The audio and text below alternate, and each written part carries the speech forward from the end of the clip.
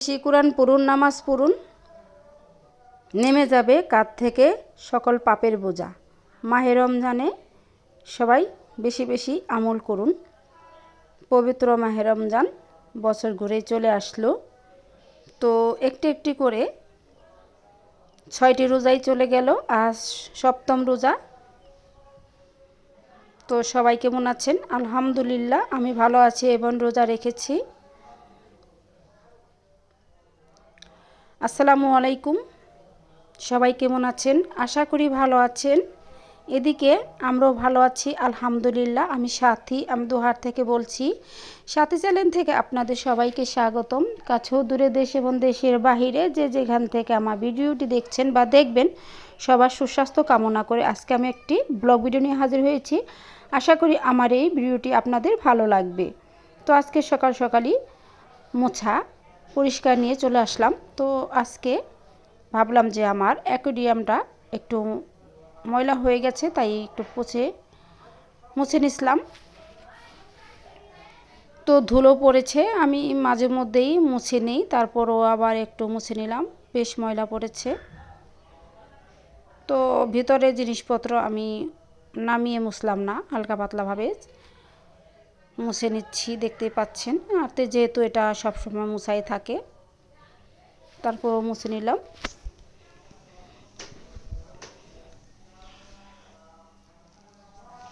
তো মুছে নিয়েছি উপরের সাইড আর নিচের সাইড, দেখতে পাচ্ছেন।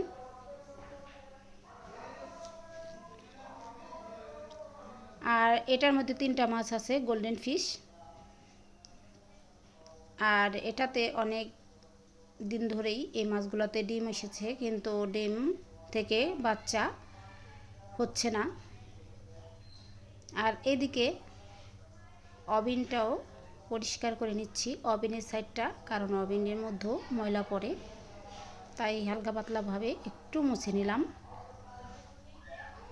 রোজার মধ্যে সবাই একটু একটু করে কাজে এগিয়ে রাখে, আর অনেকেই আর আগে থেকে এগিয়ে রেখেছে, আমি জানি।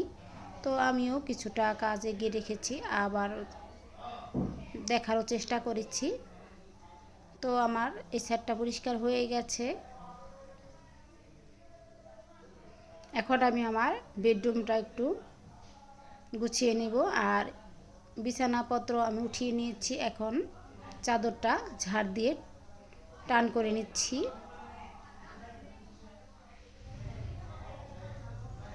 আর একটি কথা, যেহেতু রোজার মাস, আমাদের আশেপাশেই ওয়াজ হয়, ওয়াজের শব্দ।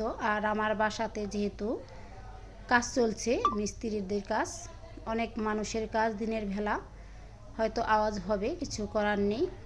আপনারা একটু কষ্ট করে ভিডিওটা দেখবেন।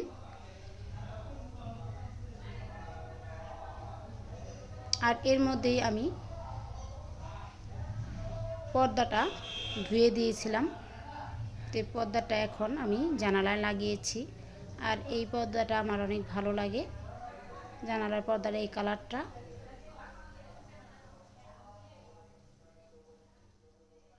দেখতে পাচ্ছেন, খুব সুন্দর। তো এখন চলে যাব আমার দ্বিতীয় তলাতে।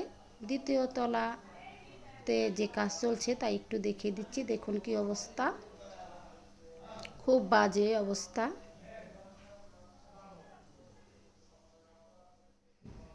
মিস্ত্রিরা কাজে আসছে, আর যেহেতু রোজার মাস, একজন মিস্ত্রি আসে নাই, 2জনে কাজ করছে।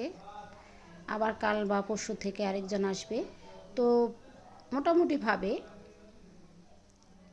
ইট দিয়ে গাঁথা যে কাজটা, সেগুলো হয়ে গেছে। তো 2 ছাদ এখনও হয়তো বাকি আছে, তাছাড়া সবটাই হয়ে গেছে।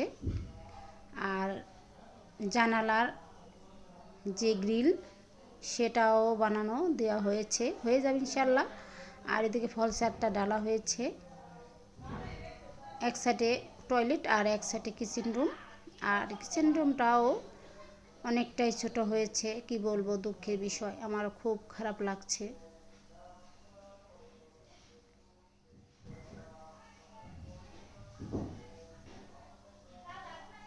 তো দেখিয়ে দিলাম, দেখতে পাচ্ছেন। আমি একটু একটু করে মাঝে মধ্যে দেখিয়ে দেব। তো এখন চলে যাব আমার 3য় তলা ছাদে। তো সেখানে অনেক গাছ আছে, আমি সেগুলো দেখাবো না। আর আজকে যেহেতু রোদ উঠে গেছে, বেলা হয়ে গেছে, আর রোজা ছিলাম, নামাজ কোরআন পড়তে হয়েছিল আর ঘুম আসছিলাম।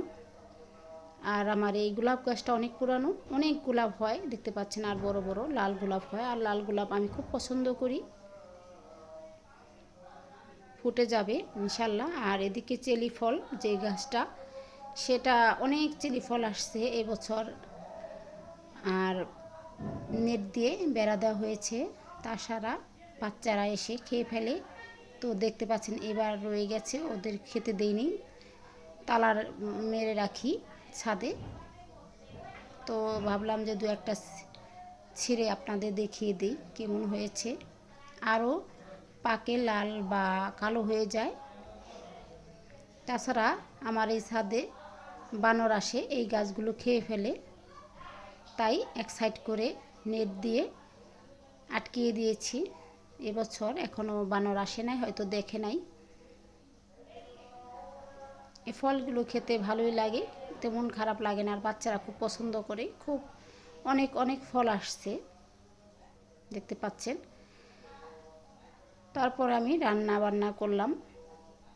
তো রান্না করেছি, এই তো পাঙ্গাস মাছটা রান্না করেছি, একটু হালকা ভেজে নিয়েছি, তরকারিটা অনেক সুন্দর হয়েছে। আর এখানে বাঁধাকপি ভাজি করেছি একটু লাল করে, আর করেছি 4 পিস ইলিশ মাছ। তো ইলিশ মাছটা আমার ছেলেরা পছন্দ করে আমাদের জন্য। তো আলু দিয়ে এই মাছটা ভেজে রান্না করেছি। কেমন হয়েছে এ রাত্রে আর ওই রাতে খাবো। আর ইফতারের জন্য